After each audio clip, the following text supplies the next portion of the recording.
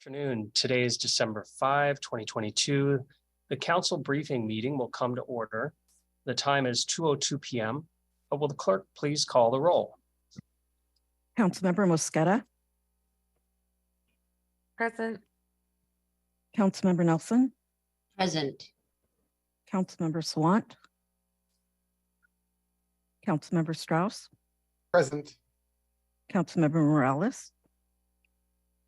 Here. Council President Pro Tem Peterson. Present. 5 present.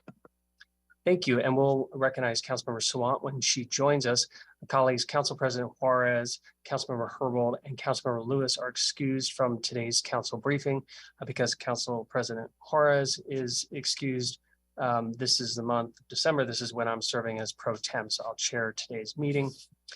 If there's no objection, the minutes of October 3rd, 2022 will be adopted. Hearing no objection, the minutes are adopted. President Pro Tem report. I want to thank Council President's staff and the clerks for putting together this script. On today's agenda, we have a presentation by the YMCA's Get Engaged program and the opportunity to hear briefly from over a dozen Get Engaged appointees. These are young residents who are stepping up to provide volunteer service on our boards and commissions. We appreciate their involvement and look forward to learning more today. We do not have any proclamations or letters for signature today. Following our individual reports, we will also have an executive session at the end of the meeting on legal matters, which is expected to last about 25 minutes. As you know, we do not take public comment at council briefings, though we welcome the public to council chambers or to watch online. Public comment will be accepted, of course, at tomorrow's full council meeting, both in person and online. On tomorrow's agenda, the consent calendar will include the minutes and the payment of the bills, as well as 19 Get Engaged appointments. Also, the consent calendar will be, on the consent calendar will be the fourth quarter employment ordinance, which makes adjustments as recommended by the Seattle Human Resources Department. This ordinance has been reviewed by Karina Bull on our central staff, who has prepared a staff report, which was sent to everyone on Friday. If you have questions about that item, please do not hesitate to reach out to Karina Bull. Tomorrow, we will take one vote on all the items on the consent calendar unless any council member requests that an item be removed for consideration separately. If so, that item will be taken up at the end of that agenda. Following tomorrow's consent calendar, we will be voting on one item, which is a resolution regarding universal health care. I believe Councilmember Mosqueda, as a sponsor, is likely to speak to that item later today in her remarks. Information on all the items on tomorrow's agenda, that's available online right now. As a reminder, we will also have a council briefing next Monday on December 12, and then our final council meeting of the year on December 13. Both meetings are at 2 p.m. There are no committees scheduled during the last 2 weeks of December. The first council meeting of the new year will be on Tuesday, January 3 at 2 p.m. Next item on the agenda, signing of letters and proclamations. There are no letters or proclamations for signature today.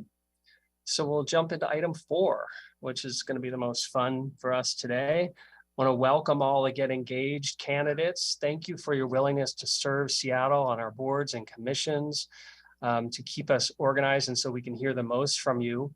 We'll first hear from Chase Monroe from the mayor's office, who will then introduce Amani Bender of the YMCA. Amani will introduce each appointee, who will speak about themselves and their interest in serving on their selected board and commission and whatever else they want to share with us. When we hear from all the appointees, after we hear from them all, we will open up the floor for any brief questions or comments from council members. Tomorrow afternoon at our full council meeting, we will vote on these appointments. So let's hear first from Chase Monroe from the mayor's office. Welcome. Thank you, Council Member Peterson. I'm Chase Monroe in the mayor's office. I staff boards and commissions for the mayor. I just want to say how excited we are up here to present these candidates for the council and your consideration, and the great partnership we have with the YMCA. I know that the mayor values community engagement and mentorship, and so excited about this group and this program. Just a quick shout out. Wanted to say thank you to Imani Bender for her work on this, as well as Tao Madsen from the City Clerk's office. So I'll turn it over to Imani, and she will continue introducing these wonderful candidates. Thank you. Thank you. Hi there. Yes, my name is Imani Bender. Good afternoon. I am from the Y Social Impact Center, which is the social services branch of the Y of Greater Seattle. And we have been partnering with the City of Seattle to facilitate the Get Engaged program since 2001. The program is really an exciting civic engagement program that is dedicated to cultivating our next generation of leaders and advocating for the influence of youth voice in civic affairs. And the Y's role in the program is to handle recruiting. We also connect the various applicants to boards and commissions for the interview process. And we take part in that interview process as well. And then once our candidates have been confirmed to the boards or commissions, the Y leads monthly Get Engaged cohort meetings. And those meetings are really a space for our Get Engaged members to collaborate and support each other through this very new experience, as well as sharing ideas and strategies about leadership topics and various issues that are facing our community. So, I want to say this year's Get Engaged cohort is a bit different from previous years. We actually have 8 individuals, 8 out of our 19, who will be seeking reappointment to a board or commission. And these are individuals who were confirmed as a part of the previous 2021-2022 Get Engaged cohort in late April of this year, actually. And that confirmation date was pushed back a bit, I think, due to some barriers with the pandemic, as well as the transition in the mayor's office. And so in an effort to kind of give those folks the most out of the program, they were invited to reapply for this year so they could get more than just those 4 months as a vested board or commission member. So you will be hearing from 8 individuals who are actually applying for reappointment. So yeah, with that said, I'll go ahead and get started with our introductions for the 2022-2023 Get Engaged candidates. I've had the opportunity to meet these individuals and interview them. And, I have to say they're truly just such an impressive group. Group composed of students and young professionals from various fields. And they're all just super motivated and passionate about using their voices to improve public life in Seattle. So yeah, I'm just very proud to present these candidates to you. Today we'll have 13 of our 19 Get Engaged members who will be introducing themselves. And then I will read introductions for these 6 who were not able to make it today. Okay. So with that said, I will go ahead and just get started with our introductions. Our first hopeful Get Engaged member is Philip Mang. Philip Mang uses he, him pronouns and is looking to be appointed to the Board of Parks and Recreation Commissioners. Philip is not here today, so I'll go ahead and read his introduction. Philip is a student at the University of Washington and an undergraduate fellow at the Center for Environmental Politics. He is grateful to be considered for the Board of Parks and Recreation Commissioners. Philip first developed an interest in parks while working on the parks-related data projects. He also hopes to draw on his research interests in public opinion and consultations in supporting the board's work facilitating community input for Seattle Parks and Recreation. Growing up in Washington, our beautiful public spaces have always been important to Philip, and he would be honored to play a small part in making our parks as welcoming and accessible as they can be. So that was our introduction for Philip. Next up, we have Darcy O'Connor. Darcy, if you'd like to come on and introduce yourself. Hello, I'm Darcy O'Connor, she, her. I'm a First Hill resident, and I'm excited about the opportunity to continue with the Seattle Center Advisory Commission. So one of those returning Get Engaged members mentioned. And I'm just looking forward to continue to be able to promote community and inclusion on the campus at Seattle Center. Thank you. Thanks, Thank you. Darcy. Next up, we have Annie Shaw. Hello, I'm Annie. I'm out in South Lake Union. I'm also a reappointee to the Community Technology Advisory Board. And I'm a software engineer at a startup, Airshop, and ex-Amazon, so that's why I was in South Lake Union. But yeah, I'm excited to serve on CTAB because there are a lot of like new initiatives coming up. So I'm excited to be able to participate in some of the new digital equity amendments like grant access, and then being able to kind of meet more of the community interest groups that they bring in. Thank you. Next, we have Lydia Felty. Hi, Lydia Felty, she, her. I'm a resources coordinator at the Washington Trust for Historic Preservation, and I've been appointed to serve on the Renters Commission. I'm super excited to get more deeply involved in Seattle civic affairs by serving on the commission.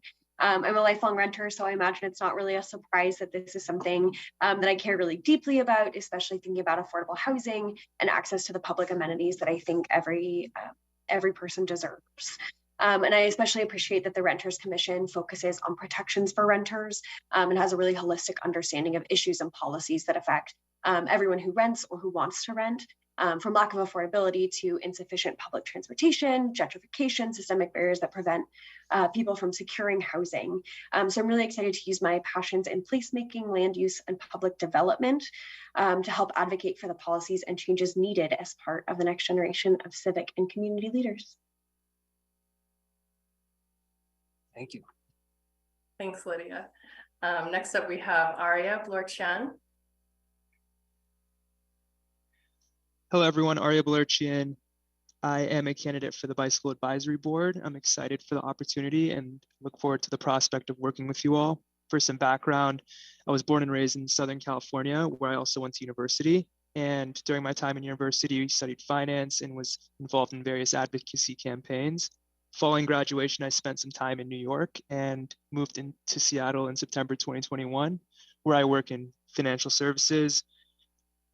I look forward to the opportunity of working on the Bicycle Advisory Board. I'm an avid cyclist and soccer player and look forward to helping make transportation more equitable and accessible for all of Seattle's residents.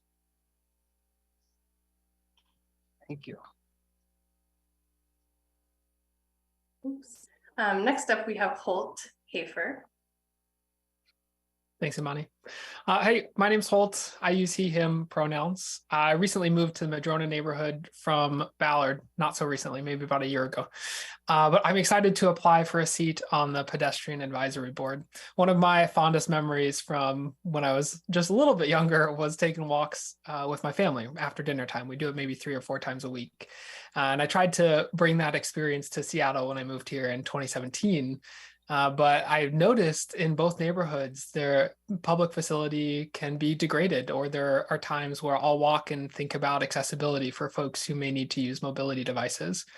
And so I'm interested in understanding how the city thinks about those facilities and seeing how I can impact ensuring that everyone can enjoy our city. So you can normally find me walking to and from work along Union and Madison, although the weather has prevented me from doing that the past couple of weeks. I look forward to joining the board. Thanks. Thank you. Next up, we have Reese McMichael. Reese is not here today, so I will be reading his introduction. Reese uses he, him pronouns and is looking to be appointed to the Transit Advisory Board.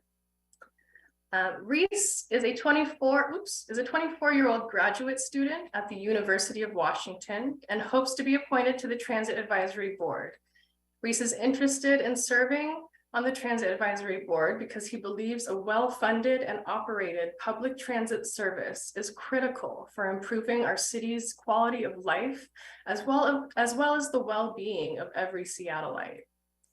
Reese is a transit-reliant person, so as a regular public transit user, he is looking forward to having a larger say in how the city of Seattle approaches public transit. Thank you. And next up, we have Jake Wall. Yeah, thanks, Monty. So my name is Jake Wall. I use he, him, and I live in First Hill. And I hope to be appointed to the Design Review Board. So I recently graduated with my master's in architecture from the University of Washington. And I now work as an architect locally at Johnston Architects on a variety of project types and locations.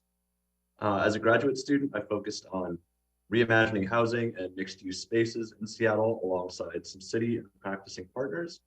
When I moved to Seattle a few years back, I was struck by the quality of our urban realm and how it meets the buildings in the city. I've been impressed by our design community's commitment to innovation, sustainability, and equity for a long time. And I hope to build on the progress that the city, SDCI, activists, and current board members have made in facilitating our talented local design teams to build the Seattle that we deserve. I'll bring patience and integrity to the board, and I understand that as board members, we are not meant to be gatekeepers or have more project knowledge than the teams themselves. Instead, I hope to empower those teams and community partners to be creative, orient the designs toward the community, and refine their concepts. Thank you for your consideration. Thank you. Next up, we have Molly Spitalnik. Hi, I'm Molly Spitalnik. I'm an urban designer at CGF Architects. I use she, they pronouns, and I am looking for reappointment to the Seattle Design Commission. So I've been serving for the last 9 months on the Design Commission and have appreciated the opportunity to work on capital improvements projects, street and alley vacation applicants, as well as Sound Transit's West Seattle to Ballard link extension. I'm looking forward to the potential to continue on that because a lot of those are longer term projects that go through review in 30, 60, 90%. And because Sound Transit has so many overlaps with the city's goals and is a many-year project, I'm really excited about the opportunity to remain, having studied and having coordinated with Sound Transit on some of those potentials, seeing them come back forward as West Seattle to Ballard link extension moves forward, and being able to continue to review those projects is something I'm particularly excited about. My work prior to being on the Design Commission and in my professional life, I work as an urban designer for ZGF Architects and have been on the Pike Pine Streetscape and Bicycle Improvements project, as well as have done transit-oriented development work specifically focused on the availability of affordable housing surrounding our transit stations. And then I've also had the opportunity to work on some of those sites currently owned by Sound Transit for community groups, focusing on community engagement in those areas for groups like Africatown Community Land Trust, for the Youth Achievement Center. And so I'm really looking forward to the opportunity to continue to utilize those community engagement learnings, the integration possible between SDOT and Sound Transit to assess some of our future projects coming online in the next year and some of our projects that are continuing through the SDC process. Thank you. Thank you. Next up, we have Dalton Owens. Hey everyone, my name is Dalton Owens, pronouns he, him. Living in the Ballard neighborhood right now. I'm a graduate of the University of Washington, where I obtained degrees in both urban design and planning and political science in 2021. I'm attending today with the hopes of being appointed to the City of Seattle Planning Commission. My interest in serving on the Seattle Planning Commission stems from a passion for community involvement. I strongly believe that successful communities are rooted in community engagement and responsiveness to community needs. I've called Seattle home for the past 5 years, and I'm excited for the opportunity to serve a community that's given me so much over the years. Thank you. Next, we have Laura Keel. Laura is not able to attend today, so I will be reading her introduction. And Laura uses she, her pronouns and is hoping to be reappointed to the Urban Forestry Commission. As an emerging professional interested in the intersection of the natural environment and human experience, Laura is thrilled about the opportunity to participate in direct civic and public action. Laura believes that the design and planning fields serve people best when community members are at the table with designers, collectively creating meaningful spaces. Laura looks forward to continuing engaging in a network that amplifies young voices while co-creating impactful and meaningful policies and design in the urban realm. And next up, we have Fiona Murray. Hello, everyone. My name is Fiona Murray. I use she, her pronouns. I live in Eastlake. I am seeking appointment to the Community Involvement Commission, and my current job is as an operations and policy analyst working in childcare regulation. I have sort of a wide variety of experience. My first career is in arts management. I've done lots of community involvement, grassroots organizing work, and work within a legislative body. I actually interned for the council president. And I have a master's degree in public administration from the University of Washington. I'm really interested and passionate about the power of community involvement to create equitable and just policy development and implementation. I really think that when we actively engage communities and empower them to be involved and are then responsive to what they tell us in terms of what they want and need for our communities, then our communities are the healthiest and most thriving that we can be. And I want to be a part of helping facilitate that here in our beautiful city of Seattle. Thank you very much. Thank you. Next, we have Brianna Quander. Hello, my name is Brianna Quander. My pronouns are she, her, and I live in the West Seattle Junction area. I'm seeking appointment to the Human Rights Commission, so thank you all for having me today. I currently work for the City of Burien as a records coordinator, and I'm graduating with my bachelor's in public policy next week, actually. I volunteer with King County's Youth Diversion Program, which I've also done in Pierce County and with the Vera Project.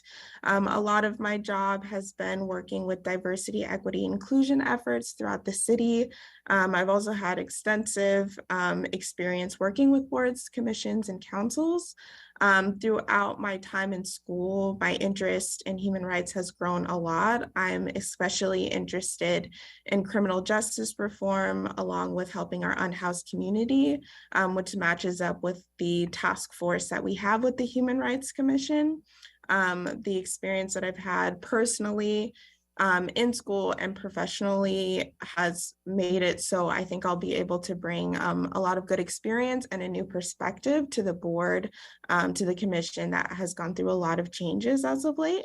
I think this is a great opportunity for me to continue my involvement in the community, to contribute to the city of Seattle, and also to expand my own knowledge in this field of interest. So thank you for the opportunity. Thank you. Next, we have Mark Schmidt, who is not able to be here today. Mark uses he, him pronouns. And I'll go ahead and read his introduction. Mark Schmidt is hoping to be reappointed as a commissioner on the Landmarks Preservation Board. He has lived in Seattle for the last 4 years after graduating with an undergraduate degree in computer science and political science. Since moving here, Mark has been inspired by our citizens' sense of stewardship and participation in the civil process. Mark is eager to contribute to this process as a commissioner on the Landmarks Preservation Board, and he looks forward to balancing the needs of a rapidly growing city while preserving our shared history and cultural identity. And next up, we have Maggie Sean. Hi, my name is Maggie Sean. I have an international tax and finance background. I am a resident of Lower Queen Anne. I am seeking appointment to the Pioneer Square Preservation Board. I've studied the revitalization of European cities and would love to continue in the pursuit of knowledge in this area and continue to have an impact on my community by creating beautiful and sustainable spaces. Thank you very much. Thank you. Next up is Jessica Cottle. Hello, I'm Jessica Cottle. I use she and they pronouns. I live in Lake City. I work in U District at the Evans School. I'm seeking reappointment to the Arts Commission. I feel like the arts and culture sector is where I find a lot of my joy and like to engage with community. I feel like this is such a wonderful opportunity to blend those interests in policy and governance and the arts. I'm really looking forward to continue this work. For this last year, I felt like I've been more of a sponge or observer in ways, but to really get connected, get started, and see a lot of the things that we're already working on really come to fruition. So thanks for considering me. Thank you. Next, we have Afra Mahmood. Afra is not able to be here today, so I will go ahead and read her introduction. Afra uses she, her pronouns. Afra hopes to be reappointed to the Immigrant and Refugee Commission. Afra is a medical student at the University of Washington School of Medicine and has a background in public health program development. She has a particular interest in marrying social technology with medical technology to identify opportunities to support the flourishing of immigrants, refugees, and asylees in King County.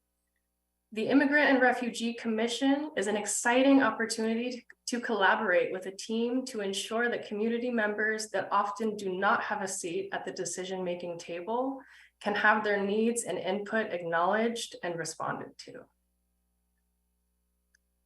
And next we have Lillian Williamson, who is not able to be here as well.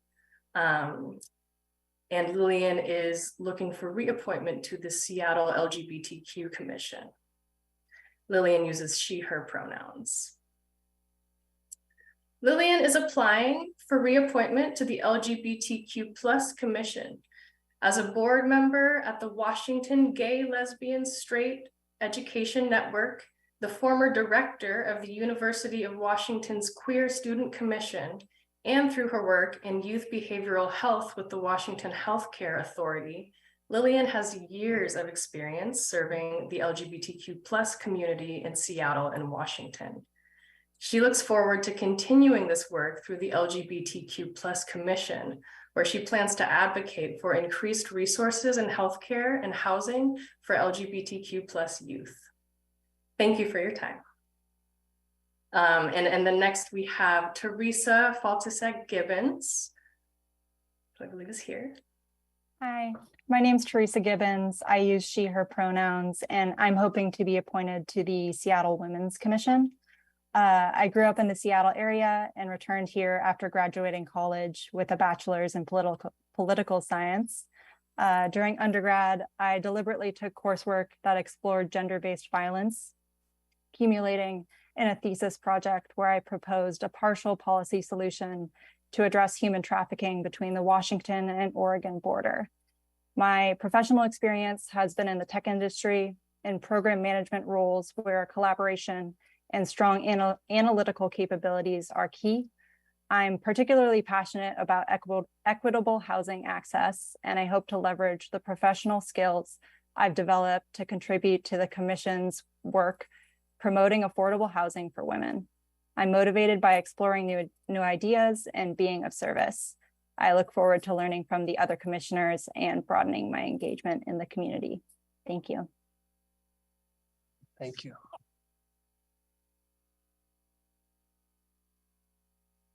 And Teresa was the last of our hopeful appointees for the Get Engaged program today. Thank you so much, Imani, and what an amazing group of appointees. Thank you to the YMCA for all your work recruiting and to all the appointees. I mean, obviously we heard a lot of strong interest in serving on the boards and commissions, but it's the diverse and extensive experience you all bring to the table. And the audience can't see this necessarily, but your clear support of each other as you were all speaking. It's clear that you're you're all cheering for each other and each other's success and contributions here. So thank you so much for your willingness to serve, and we'll open it up to the floor to council members if they want to make any comments or have any questions for you. And we've all reviewed your packets, your appointee packets as well, and we know that we'll be voting on this tomorrow. So even if there aren't any comments or questions today, oh, we do have, yes, Councilmember Strauss. Thank you, Chair. Just wanted to say thank you to everyone for your volunteer service. With your knowledge in each of these boards and commissions, we have better information to act on. I understand this is volunteer work, and we just appreciate your service to our city, your dedication to our city. And Dalton, if you see me in the neighborhood, please do tap me on the shoulder. I work out at D6 halftime, so and I was at Holt that moved over to Madison. Sorry to lose you. We always welcome folks back to Ballard, though. Thank you, Councilmember Strauss. I did see you light up the mention of Ballard a couple times. That was nice. Colleagues, any other comments or questions of our amazing appointees? Okay, well, thank you everybody for joining us today. What a great turnout, and thank you for contributing to these boards and commissions. We are going to all be better off with your contributions. And thanks again to the YMCA, to the mayor's office, and we'll look forward to voting on these tomorrow. Okay, thank you, everybody. Okay, colleagues, that was a great way to start the meeting. We'll continue with the next item on the agenda, the review or pre-review of city council actions, as well as council and regional committees. The order of discussion, as we know, is established by the rotating roll call for city council meetings, which is designated alphabetically by last name, with the council president or pro tem usually called on last. This week's roll call rotation begins with Councilmember Mosqueda. And so as usual, Councilmember will turn it over to the next person. The order is Councilmember Mosqueda, then Councilmember Nelson, then Councilmember Swan, then Councilmember Strauss, then Councilmember Morales, and then I'll conclude with my remarks, and I've got the remarks of Council President Juarez with me. So Councilmember Mosqueda, please.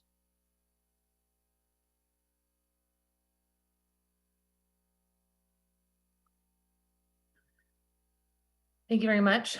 Colleagues, we are not going to have a Finance and Housing Committee meeting in the month of December. We will reconvene our Finance and Housing Committee meetings beginning again in 2023 in January. The meetings had been previously scheduled for December 7th and December 21st. Tomorrow at the full council meeting, I look forward to bringing forward the resolution that we circulated last week and has been previously shared as well from community members. That's resolution 32074. This is a resolution in support of the whole Washington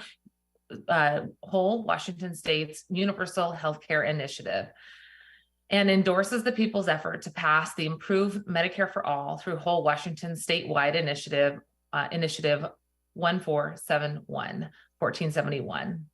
The U.S. Senate Bill 4202, a bill to establish a Medicare for All national health insurance program, and U.S. House Resolution 1976, a bill to establish a national Medicare for All insurance program.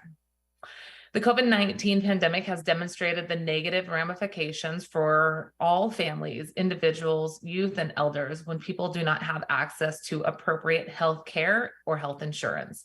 In Washington State, 430,000 individuals have no health insurance coverage, and even more residents are underinsured. About 105,000 folks are uninsured immigrants who are ineligible for health insurance, and the very few options that exist to individuals who are not eligible for these federal programs are so incredibly costly. The pandemic has exacerbated this long-standing health disparity, with immigrants and people of color disproportionately contracting COVID, being hospitalized and dying from COVID, and The pandemic has exacerbated this longstanding health disparity, with immigrants and people of color disproportionately contracting COVID, being hospitalized and dying from COVID. And the impacts are felt not only by those individuals and their family, but the impact is felt in our local economy as well. We must provide access to healthcare for all. So this resolution comes together at the request of many community organizations, including the Washington State Democratic Central Committee, the Healthcare is a Human Right Coalition, the Puget Sound Advocates for Retirement Action, Whole Washington, King County Women's Advisory Board, Washington State's Federation of Democratic Women, Women's Advisory Board to the King County Council, the Healthcare is a Human Right Coalition, Whole Washington, and the 34th Legislative District Democrats Executive Board. And as you can see from the attachment that was circulated late last week, and also previously circulated by the community partners, it says in part, whereas the Commonwealth Health Fund in the United States has identified that U.S. infant mortality is higher and the lifespan is shorter than other comparable economies that provide universal health care. Whereas Black women face 3 times the maternal mortality risk as white women in the United States, with an overall 23.8 deaths per 100,000 live births for all women. This statistic is nearly 3 times higher than France, than the country of France, and is the second highest among the industrialized nations. Whereas the Urban Institute shows that nationwide, according to the poll, Black adults are 50% more likely and Hispanic adults 35% more likely than white adults to owe money for healthcare. Women are more likely than men to be in medical debt. And whereas people of color, people with disabilities, members of the LGBTQI community, women, and low-income workers are most likely to lack affordable comprehensive healthcare. So I look forward to all of you having the chance to read through the resolution that we sent around, and look forward to continuing to work with the community members that we just listed to explain the benefits not only to individual health and population health, but also to the health of our local economy. Colleagues, in terms of my calendar, today we had a chance to do things that were getting us back into community after a long budget session. I had the chance to meet with the members of the Regional Homelessness Authority, members of REACH and LEAD and co-lead from the Public Defenders Association, as well as the Seattle Housing Authority and many others who were part of the daily meetings at the Housing Command Center. This is an opportunity for the Regional Homelessness Authority, led by the Lived Experience Coalition co-chairs, to view in real time responses to encampment needs, including getting folks into housing, not just shelter, but into housing placements. They walk through each of the locations that the Regional Homelessness Authority is focused on and identified ways to get individuals into long-term housing placements and making sure that those housing needs are really in alignment with what individuals need for long-term placement. For example, if they have a pet, finding a place that will take a pet. If they have children, really prioritizing making sure that there's family care available and that the housing offer meets that family's needs. And I had the chance as well to celebrate with them the investments that our budget, the city council, made in addition to what the mayor had proposed, and let them know that the majority of the council supported them, supported their efforts to not only support the $88 million that was included in the base budget for the Regional Homelessness Authority, but that we added to it, including the $600,000 to help close the $9.4 million gap in partnership with RHA, more funding for safe lots, more funding for RV storage, more funding for tiny house villages, more funding for hygiene services, and that we supported the Solutions Beyond Removals Unified Care Team approach through the amended version in partnership with the mayor's office and Regional Homelessness Authority and community partners. They were very appreciative of the efforts to make sure that people's individual needs, both in terms of housing, care, medication supports, were also being paired with how we ensure that there's a healthy community for everyone with increased garbage cleanup, bathrooms, hand washing, pest abatement, and year-round cleanings that will occur. So cleanings without clearings, Solutions Beyond Removals was something that they very much separated. celebrated, excuse me. Tomorrow, I will be attending the budget bill signing. I want to thank the mayor for the really incredible partnership that we've had over the last 3 months as they transmitted their budget in late September. We've been meeting frequently with members of the community as well as council members, but in close coordination with the city budget's office and the mayor's office as well. Tomorrow will be a celebration for those who voted for the budget. We will have the chance to actually come together and celebrate what we've accomplished together. I really appreciate that this is an opportunity to lift up where we found common ground and to make sure that we're investing in our city's most vulnerable needs, but also in our economy needs and growing access to housing and health services. Again, if you didn't catch this from last week, I want to reiterate the mayor's congratulatory message that was transmitted to us and to members of the media, which says, the council embraced the proposed budget's need to invest in improving in public safety, urgent action on housing and homelessness crisis, and recommits to the essential services that residents demand. The mayor says, I'm grateful for the collaboration of Budget Chair Mosqueda, as I believe our offices set a new standard for transparency and teamwork, assuming positive intent, even when we disagree, through our mutual belief in working together. There is much in this budget to build on, and I look forward to the council's final passage. As we implement this budget together, we will further demonstrate our One Seattle approach, uniting around common values towards making Seattle safer and more equitable for all. That is all for me. And just let you know as well, along with Councilmember Strauss, I will be attending the Association of Washington City's Board of Directors meeting on Friday. Thank you, Councilmember Mosqueda. Councilmember Nelson. Well, hello, everyone. I am just giving a quick preview of the Economic Development, Technology, and City Light Committee meeting, not this Wednesday, but the following Wednesday, December 14th.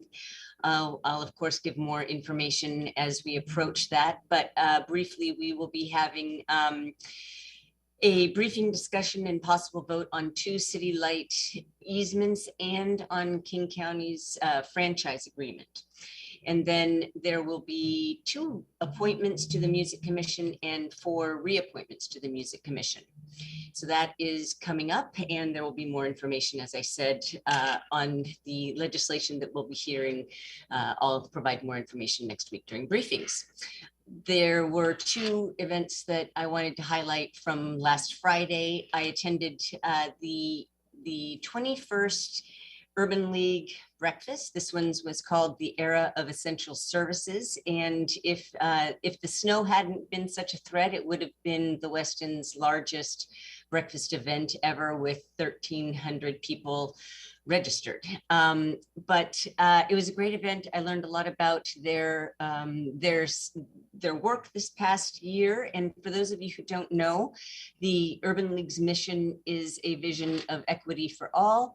And the Urban League of Metropolitan Seattle empowers those they serve by providing programming and services designed to support and encourage self-sufficiency in all aspects of life. And their 5 areas of focus include advocacy and civic engagement, education, housing, public health, and workforce development. So it was great to see folks, and the director was honored with, Michelle Merriweather was honored with a standing ovation for all of her hard work, especially during the pandemic. And the keynote address was delivered by Magic Johnson. And his family, I didn't know this, there were 10 kids in his family growing up, and the Urban League was a support for him and actually got him hooked up with 2 mentors that ended up giving him a lot of support and encouraged him to get good grades and finish high school and believe in himself and become the tremendous athlete and business owner that he now is. And then in what appeared to be kind of an unscripted move, he called probably two dozen youth that were in attendance up to the stage and delivered one of the most, inspiring and touching words of wisdom, encouragement, life lessons. I don't know. I think that probably half the room was, was struggling to stay dry-eyed. But anyway, that was a great event. I later on, after that, headed down south to the Teamsters Hall to attend the Building and Construction Trades Council's annual holiday party. Best food ever, and it was good to see folks that I've been corresponding with over the past year, just remotely. So that's it for me, and I will now pass it on to the next person. I believe if Councilmember Peterson, you're going to be coming up at the end. Councilmember Strauss is next. Councilmember Strauss. Councilmember Strauss, if you're ready. Okay. Thank you. Born ready. Here in D6, I'll be hosting my next town hall on Wednesday, December 14th at the Green Lake Community Center. We will begin at 6 p.m. and it will last until 7:30 p.m. I have a tendency of going long. Attendees will have the chance to ask me questions in their own words. I've been hosting these regular in-person town halls since the summer as COVID's allowed. It's been a great opportunity to see people and hear what's most important to D6 residents. If you can't attend the town hall, please do sign up for office hours. I host office hours every week in my D6 office right next to the Ballard Library. Also happening in D6, the Office of Planning and Community Development is hosting a D6 open house to get your feedback on the major update to the comprehensive plan. The open house will be held at Loyal Heights Community Center from 6 p.m. to 8 p.m. on December 12th, next Monday. The Seattle Comprehensive Plan major update guides how our city grows and makes investments to make our city more equitable, livable, sustainable, and resilient. Earlier this month, the scoping for the EIS to the major update was released and presented in committee. The EIS for the major update will provide the city and our residents the analysis of several alternatives under consideration.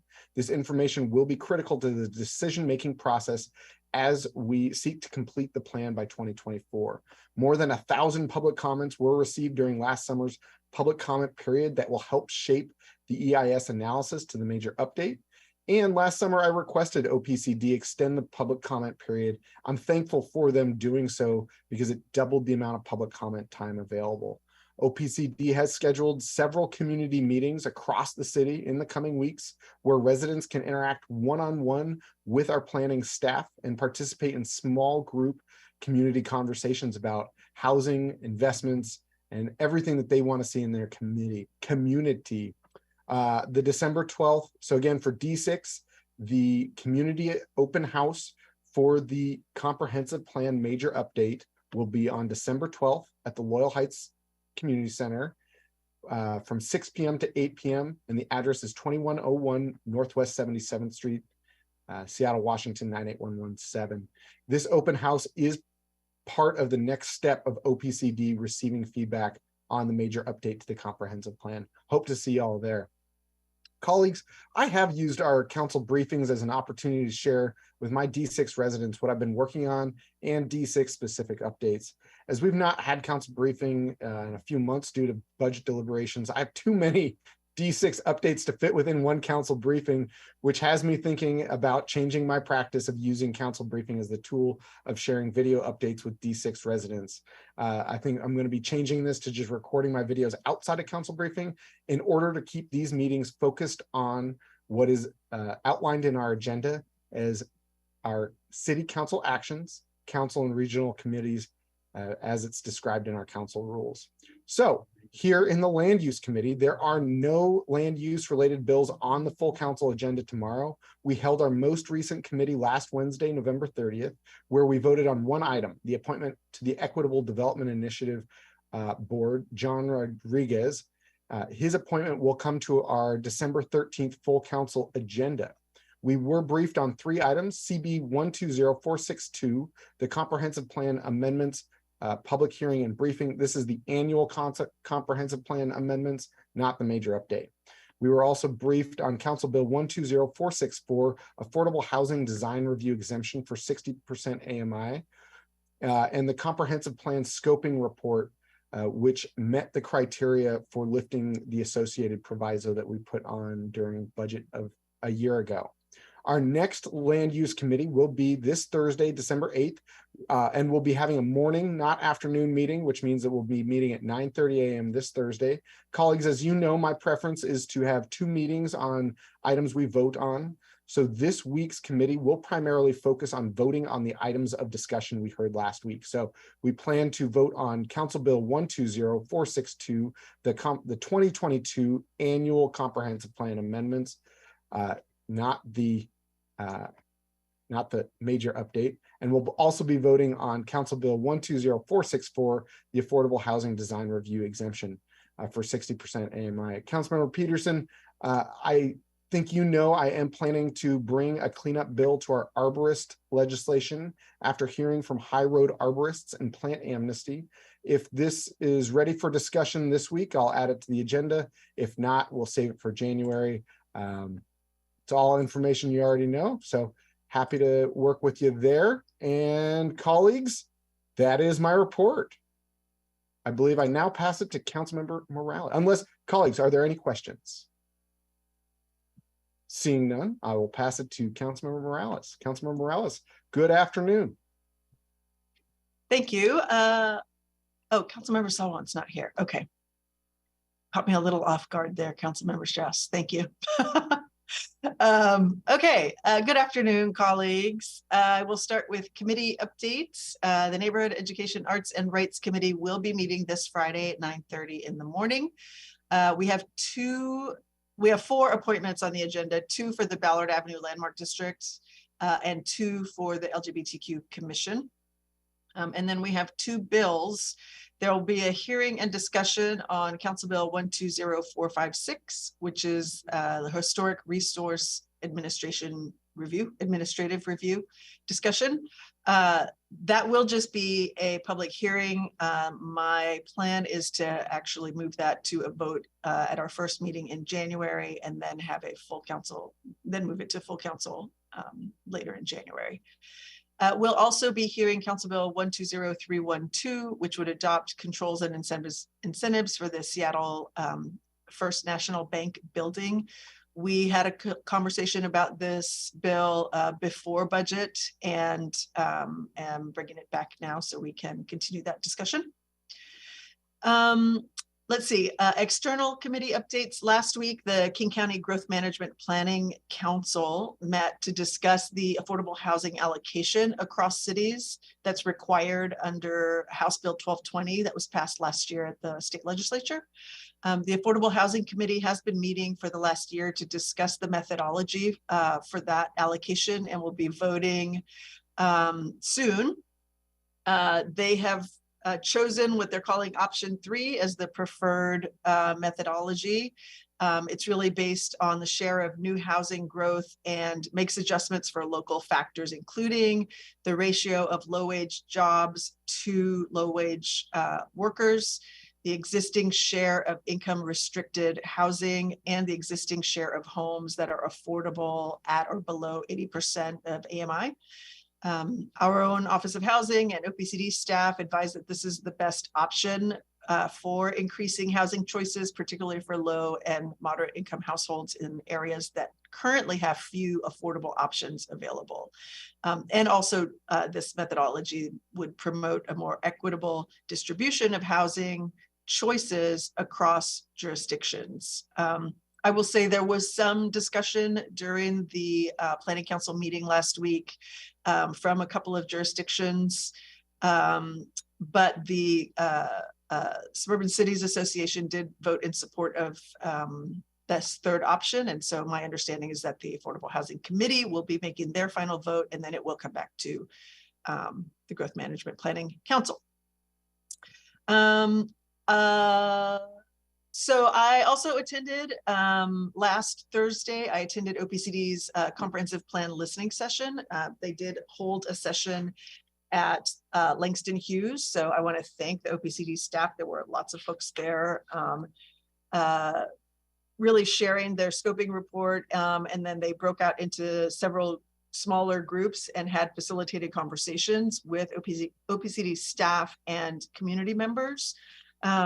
So I'm really glad. I would encourage all of you, if there is a session being held in your district, that you attend. And no, Councilmember Strauss will be there this week. But I just wanted to share a few of the things that I heard in the small group that I was sitting in. Folks were asking for increasing the height of multifamily housing, asking for more services within a walk shed, a 10 or 15-minute walk shed of where people live. Lots of folks asking for senior housing. We did have 2 seniors in our particular group who are interested in having access to housing and being able to walk to get the things that they need. Lots of interest in more density, particularly in higher income neighborhoods. Let's see, there was a lot of conversation about anti-displacement strategies and folks asking very explicitly for a change to our urban village strategy to allow for more construction in more parts of the city.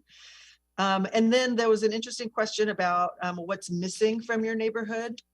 And some of the things people mentioned were sidewalks, transit that is not just about commuting to work, but transit that allows people to get across and around their neighborhood and easily access other neighborhoods. Safe bike racks, trash cans, safer streets, crosswalks, stop signs. So really interesting conversations, and people are thinking very seriously about what kind of neighborhoods they want to live in. So it was really interesting to hear people be very thoughtful and very explicit about the kind of things that they would like to see. I'm hoping to attend at least another couple of these sessions in different parts of the city, because I would suspect that people are mentioning different things in different parts of the city, and I'm just curious to hear what other folks are talking about. Okay, lastly, district updates for me. This past weekend, my staff attended the People of Color Legislative Summit to hear and discuss legislative priorities from advocacy groups and representatives on the state level. With the new incoming members after the most recent election, members of color will increase from 1/3 to 44% of the House Democratic members, which is very exciting. Our office works pretty closely with the members of color caucuses. And so we're excited to continue those discussions, particularly around progressive revenue, affordable housing, educational justice, increasing access to healthcare, childcare, food security, and immigrant rights. All of the kinds of topics and priorities that were listed in that conversation. This week, I'll be joining a panel discussion with the ACLU of Washington. They hold Know Your Rights workshops, and I've been invited to participate on the workshop regarding abortion and charting a path forward. So I will be interested to share the stage, the virtual stage, with folks on that discussion. I'll also be hosting the final Seattle Within Reach Coalition meeting for the year to wrap up, have a discussion about our budget wins, and to get started on our policy work for next year.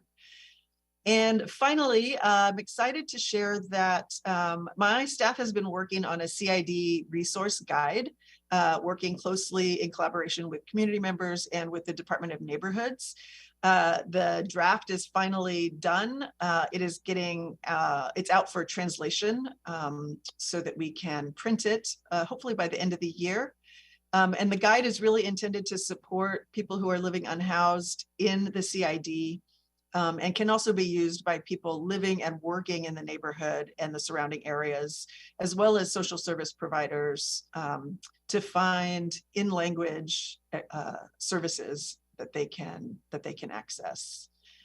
I believe that is all I have this afternoon, unless there are any questions. Okay, then I will hand it to Councilmember Peterson. Thank you, Councilmember Morales, and I'll go ahead and read the Council President's remarks. One moment. So from Council President Juarez, she's saying good afternoon, colleagues, and she has a few items to share with you. There are no items for the Governance, Native Communities, and Tribal Governments Committee on tomorrow's council agenda. The Governance, Native Communities, and Tribal Governments Committee will meet, the meeting on December 15 will be canceled. The next Governance, Native Communities, and Tribal Governments meeting will be January 19, 2023.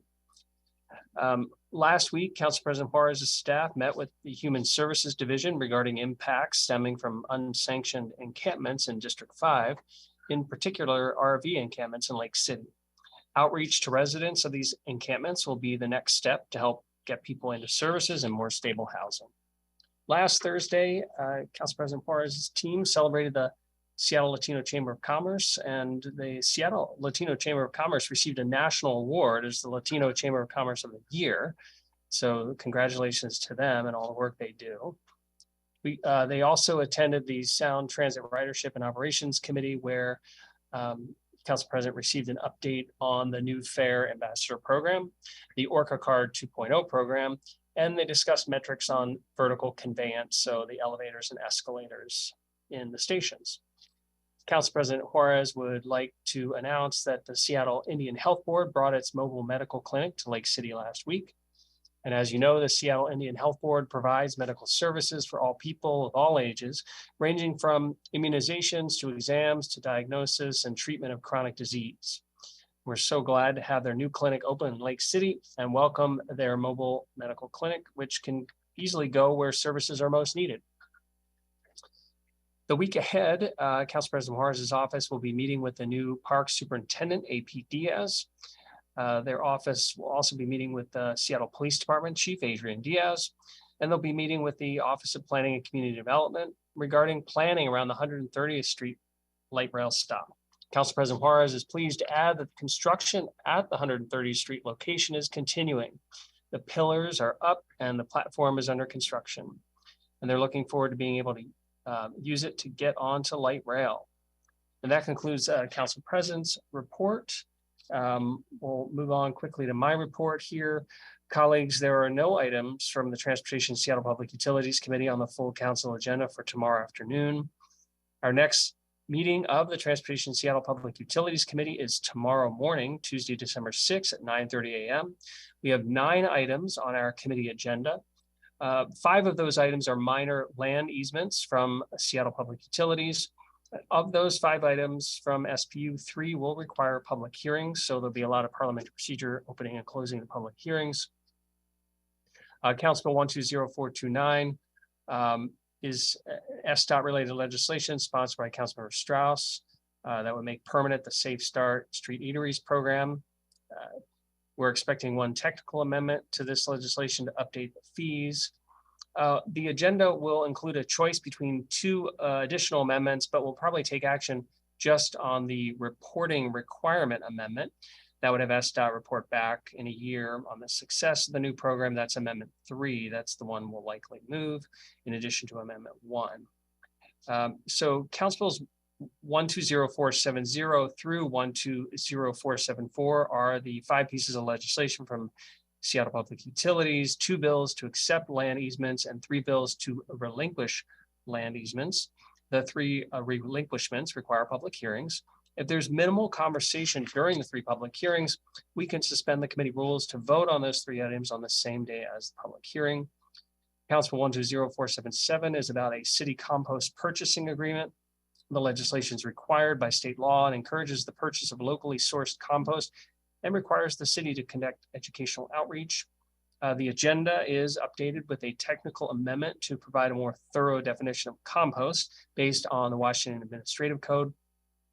Council Bill 120475 is the Cedar River Sockeye Hatchery Intergovernmental Agreement that will authorize execution of operations of the hatchery with Washington Department of Fish and Wildlife. Council Bill 120476 is the Duwamish Basin Steward Interlocal Agreement sponsored by Councilmember Herbold. That would cost share a new Duwamish Basin salmon recovery steward with King County, Tukwila, and the Port of Seattle. As we're approaching the end of the year, my hope is to vote out all of these items tomorrow.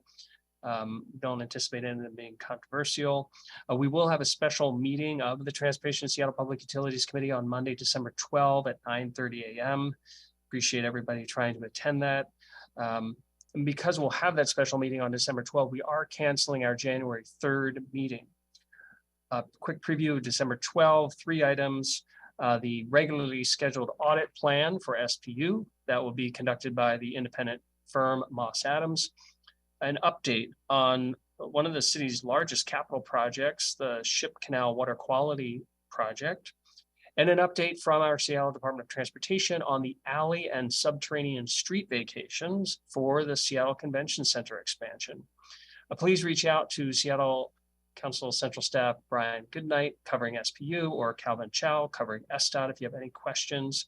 And I think Lish Whitson's covering the Seattle Convention Center expansion. Just a quick note expressing my gratitude to the city's frontline workers, especially the crews from SDOT and SPU, for handling the snowy and icy weather from last week. I connected with our SDOT director, Greg Spots, both before and after the snow events, and it seems that the city government's response was proactive and thorough in maximizing safety on our city's streets during those storm events. That concludes my report. If there are no further items, we can move on to executive session. Councilmember Nelson. You just reminded me that I was remiss in thanking City Light Crews for their hard work. I did receive several emails that said that that power was restored very quickly, and they appreciated being able to see what was going on in their neighborhood. So thank you, City Light Crews. Thank you very much. Well, colleagues, if there's no further business for this council briefing, we can now move into executive session. Hearing no further business, we will now move into executive session. As presiding officer, I am announcing that the Seattle City Council will now convene into executive session. The purpose of this executive session is to discuss pending, potential, or actual litigation.